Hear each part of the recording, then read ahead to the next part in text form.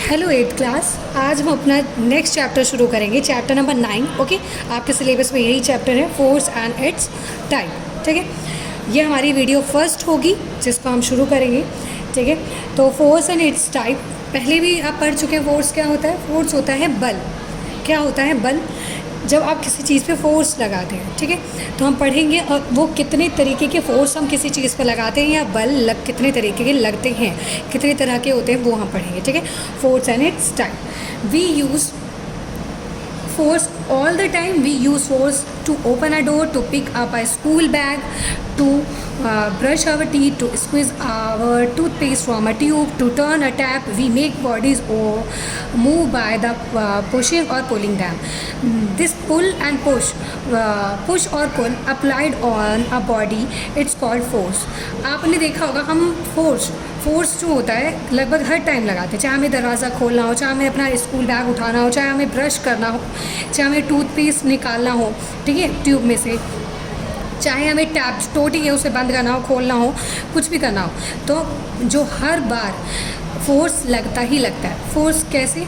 या तो हम किसी चीज़ को पुश करते हैं, क्या करते हैं, धक्का देते हैं, धक्का दे के कोई चीज़, जैसे दरवाज़ा है, दरवाज़ा अगर खोलना है तो आप धक्का देकर खोलेंगे, या तो फिर पुल करते हैं, जैसे अगर दरवाज़ा बंद करना है तो आप उसको पुल करेंगे। तो पुश मतलब धक्का देना, पुल मतलब खींचना। ठीक है, तो पुश और पुल ये सारा। तो जब अप्लाइड, जब किसी भी बॉडी पे पुश और पुल अप्लाई होता है, यानी कि किसी भी चीज़ को या तो धक्का दिया जाता है या फिर धक्का दिया जाता है या फिर खींचा जाता है, तो वो क्या होता है? हमारा फोर्स होता है। ठीक है, क्या होता है? फोर्स होता है। The direction in which the body is pushed और pulled is called the direction of force. ठीक है, जिस डायरेक्शन में किसी चीज़ को पुश किया गया है या फिर पुल किया गया है, खींचा गया है या धक्का दिया गया है, उसको कहते हैं डायरेक्शन ऑफ फोर्स। जिस डायरेक्शन में फोर्स लगा है। ठीक है, force has both magnitude and direction.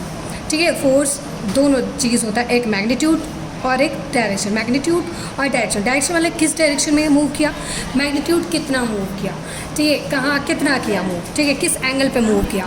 तो दो तरीके से फोर्स हैज़ बोथ, दोनों चीज़ होता है फोर्स में, एक डायरेक्शन भी और मैग्नीट्यूड दोनों होता है फोर्स के अंदर। ठीक है, समझ में आए? Effects of forces.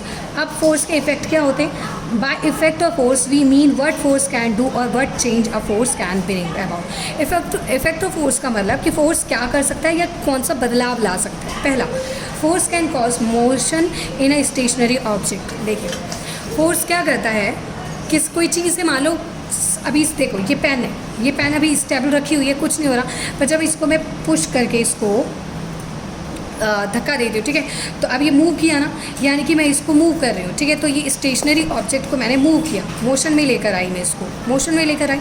तो फोर्स क्या होता है? किसी स्टेशनरी चीज़ को, ऑब्जेक्ट को, जो अभी कोई मूव नहीं कर रहा, ठीक है, तो वो मूव करने में काम ला देता है। जैसे कि मान लीजिए we kick a football keeped on a ground with our foot. मान लीजिए कि कोई बॉल रखा है ग्राउंड पे, उस हम जाते हैं, वो बॉल अभी आराम से रखा हुआ है, उसको हम किक करते हैं जाकर, तो अब बॉल क्या है, मूव करना शुरू कर जाएगी। तो यही होता है force can cause motion in stationary object. समझ में आ गया? तो यही है, from this examples we conclude that force can be make stationary body move. ठीक है, कोई भी अगर शांत रखी हुई चीज़ है उसको मूव करने में काम आता है। Similar force of engine can be move stationary car. मान लीजिए कार है, कार रखी हुई, कार आराम से खड़ी है कहीं पे, ठीक है, जब कार को चलाना शुरू करते हैं तो फोर्स उस पर कौन लगाता है?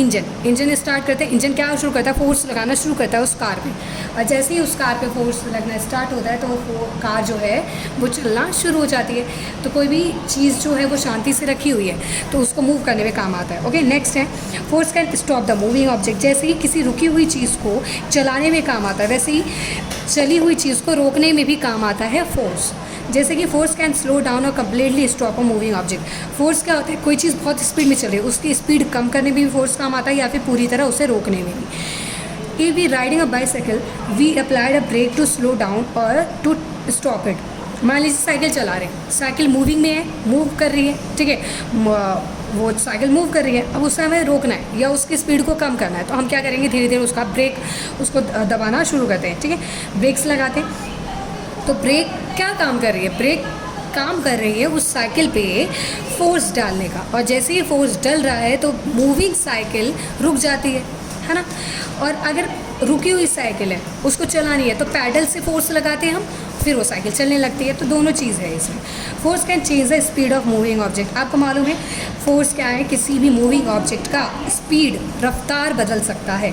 Suppose we are moving on a bicycle on a certain speed. मान लीजिए कोई स्पीड है, मान लीजिए 60 किलोमीटर प्रति घंटा, एक कैसी स्पीड से मैं चला रही हूँ कोई cycle. Now we someone pushes the moving bicycle from behind, the speed of bicycle increase. मान लीजिए कि मैं बाइसाइकिल भी चला रही हूँ और उस बाइसाइकिल को कोई पीछे से धक्का भी दे रहा है। अब जब साइकिल को कोई पीछे से धक्का दे रहा है तो उसकी स्पीड बढ़ जाएगी। क्यों? क्योंकि एक तो मैं भी फोर्स लगा रही हूँ और पीछे जो इंसान खड़ा है वो भी मेरी साइकिल को धक्का लगा रहा है, तो साइकिल की स्पीड मेरी बढ़ जाएगी।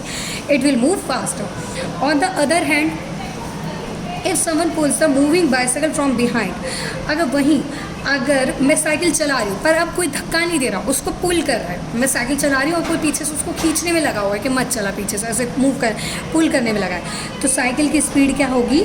कम हो जाएगी। ठीक है, इट मूव स्लोअर। समझ में आया कि कैसे स्पीड को कम करती है? स्पीड को ज़्यादा भी करने में काम आता है और स्लो करने में भी काम आता है। Force can change direction of the motion of a object. Force क्या काम करता है? अब डायरेक्शन भी चेंज, मान लीजिए कि कोई चीज़ है वो नॉर्थ में चल रही है, तो फोर्स अप्लाई करके मैं उसका डायरेक्शन चेंज करके उसको साउथ में भी चला सकती हूँ, ईस्ट में भी चला सकती हूँ, वेस्ट में भी चला सकती हूँ, यानी कि डायरेक्शन चेंज करने में भी काम आती है। देख लेते हैं। You must have seen that direction of movement of rising smoke from the burning agarbatti changes when we blow air towards the smoke. Blowing air from the mouth exerts force towards the smoke and changes the direction of motion of smoke. मान लीजिए आपने example देखिए, बहुत अच्छा example दिया अगरबत्ती का। मान लीजिए हमने एक अगरबत्ती जलाई है, ठीक है। अगरबत्ती जब जलाई है वहाँ कोई हवा नहीं है, ठीक है। अगरबत्ती जल रही है तो उसका जो स्मोक है, धुआं है, वो एक डायरेक्शन में बह रही होगी, आपने देखा होगा। पर वहीं अगर आप उस डायरेक्शन में कोई फ़ैन लगा दें, वहाँ से हवा करना शुरू कर दें, उसको हवा देना शुरू कर दें, तो उसका डायरेक्शन, उस स्मोक का, उस धुएँ का डायरेक्शन चेंज होकर दूसरी साइड से वो बहना शुरू कर जाता है ना। तो वो क्या होता है, तो यही इसी से ही प्रूफ होता है कि force can change direction of motion of a body. तो कोई अगर मोशन में कोई बॉडी है तो उसका डायरेक्शन चेंज करने में मोशन काम आता है। समझ में आया? नेक्स्ट है force can change the shape and size of an object. Force लगाकर किसी भी चीज़ का हम शेप एंड साइज भी चेंज कर सकते हैं, ठीक है। The shape of a spongy changes on pressing.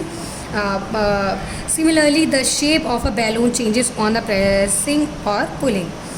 Shape of a toothpaste tube changes on a pressing or squeezing. Hammering causes change in the shape of an iron strip. From these examples, it is clear the force can change the shape of an object. From all the examples discussed here, we can define force as under. The force is pull or push, which change or tends to change the state of rest or a uniform motion of a body, change its direction or shape। आप समझिए क्या होता है, ठीक है। मतलब पहले ये देख लेते हैं कि क्या होता है, शेप एंड साइज़ में चेंज कैसे करता है। मान लीजिए कि मैंने एक आयरन स्ट्रिप ली, मेरे पास कोई लोहे की चीज़ है, मैंने हैमर उठाया, हथौड़ा उठाया और उससे पीटना शुरू कर दिया। मान लीजिए आप मेरा आयरन पे मेरे को हथौड़ा मार रही हूँ, ठीक है, हैमर से हैमरिंग कर रही हूँ, तो उसका शेप क्या होगा, वो थिन शीट पे चेंज हो जाएगा।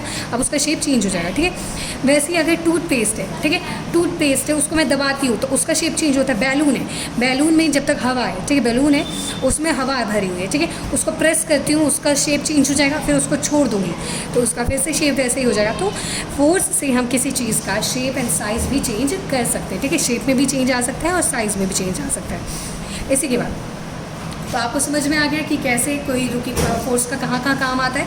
पहला, रुकी हुई चीज़ को मोशन में लाने के लिए, मोशन में कोई चीज़ है उसको रोकने में, ठीक है। स्पीड में भी चेंज ला सकता है, डायरेक्शन में भी चेंज ला सकता है और शेप एंड साइज़ में भी चेंज ला सकता है। इसके बाद से हम अब नेक्स्ट क्लास में अपने पढ़ेंगे।